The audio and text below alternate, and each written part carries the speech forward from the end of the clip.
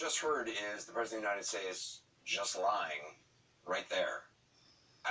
It's fascinating because he's lying about something that we all witnessed just yesterday of him talking to his own coronavirus task force about doing research into injecting bleach, disinfectants into people, somehow cleaning them from the inside because disinfectant works on tabletops and things like that. Now the president is claiming he was speaking sarcastically to reporters, sarcastically suggesting that. There was no sarcasm. Let's just play what happened yesterday in case you didn't see it. So there's a question that probably some of you are thinking of if you're totally into that world, which I find to be very interesting. So supposing we hit the body with a tremendous, whether it's ultraviolet or just very powerful light, and I think you said that hasn't been checked, but you're going to test it. And then I said, supposing you brought the light inside the body, which you can do either through the skin or in some other way. And I think you said you're going to test that too. Sounds interesting. Right, and then I see the disinfectant, where it knocks it out in a minute, 1 minute. And is there a way we can do something like that by injection inside or Povera dottora. as you see, it gets in the lungs and it Sì, non viene has what a to say. tremendous number of It's lungs. wow. So it's interesting to check that. So that you're going to have to use medical doctors with. But it sounds interesting to me.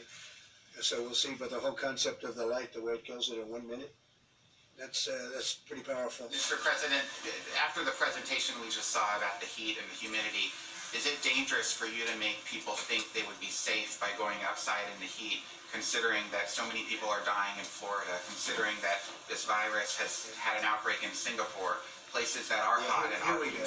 Here we go. The new headline is Trump asks people to go outside. That's dangerous. Here we go. Same old group. You ready? I hope people enjoy the sun. And if it has an impact, that's great. I'm just hearing this, not really for the first time. I mean, there's been a rumor that, a very nice rumor that you go outside in the sun and you have heat and it does have an effect on other viruses. But now we get it from one of the great laboratories of the world, I have to say. It covers a lot more territory than just this. This is probably an easy thing, relatively speaking, for you.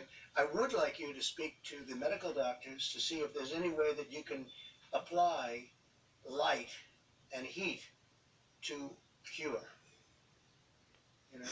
If you could, and maybe you can, maybe you can't. Again, I say maybe you can, maybe you can't. I'm not a doctor, but I'm like a person that has a good, what. But sir, you're the president. Deborah, have you ever heard of that? The heat and the light relative to certain viruses, yes, but relative to this virus? That is a treatment.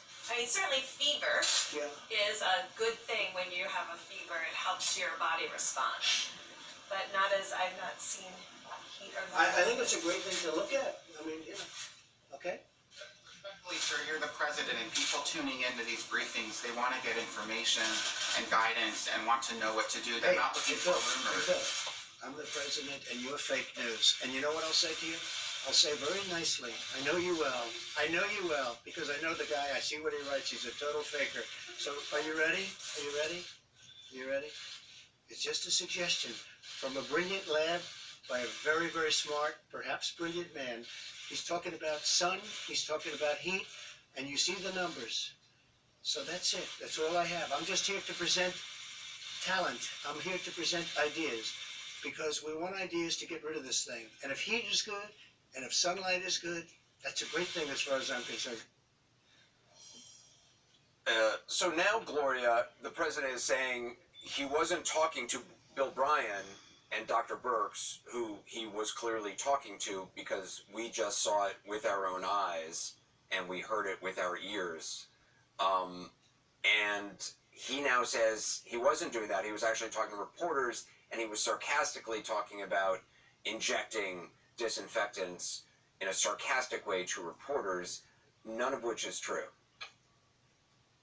None of which is true. I mean, everybody can watch it with their own eyes and see the president use words like very powerful when describing the possibility of how these injections could somehow get infused into your system and clean out whatever virus there is.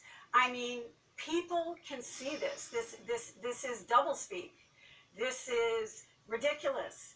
This is a president who is telling us now that he didn't tell us what he just told us. And we've seen this happen over the last years, time and time again. Very often, we have played back the video. I think the difference this time now is you've got the medical community aghast at this. Not politicians, not just journalists, you know, whom he despises, most of us, but doctors who are coming out and saying, please, please, do not try this.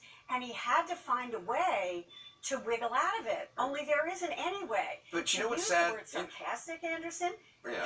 But you know what's sad about this? I mean, Sanjay, and Sanjay, you brought this up.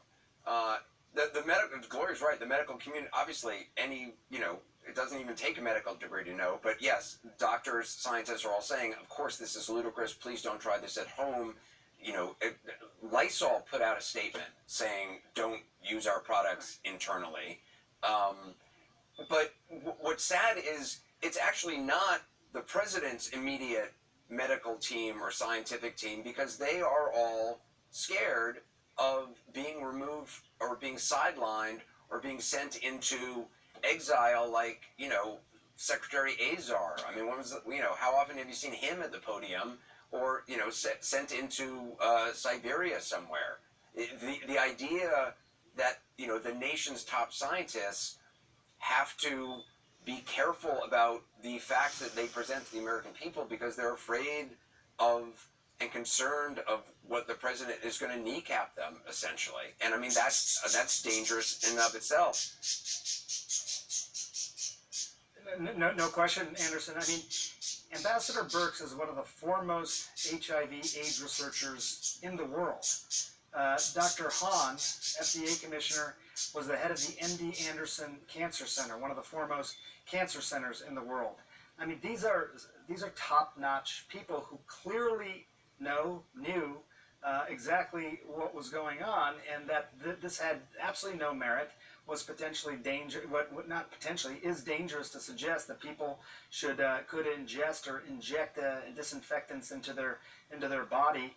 I mean, it was painful, Anderson, to watch that video of Ambassador Birx, and I know her. I have great respect for her. It felt like you could see the internal dialogue going on in her head, and it's painful to watch. I mean, you almost got the sense that she was evaluating, how do I handle this right here and now, short of getting up and walking out of the room.